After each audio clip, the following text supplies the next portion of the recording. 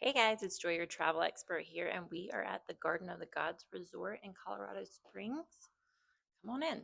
This is a um, two queen room in the lodge. They do have some casitas that have bigger, like 2 bedrooms and stuff, but this is actually in the lodge, and this gives you a fantastic view. So you've got a little sitting area, a desk, some drawers, a fireplace,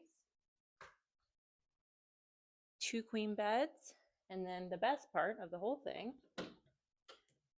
is definitely the view. We're on the bottom level, so it's more of like a patio, but if you're on the second level, it's you also have a little view as well.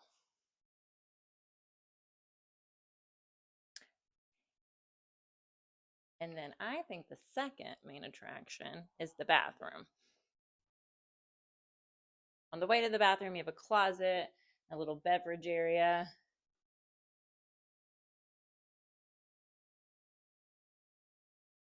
But my favorite part is this amazing tub.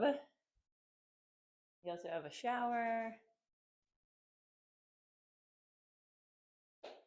double sinks,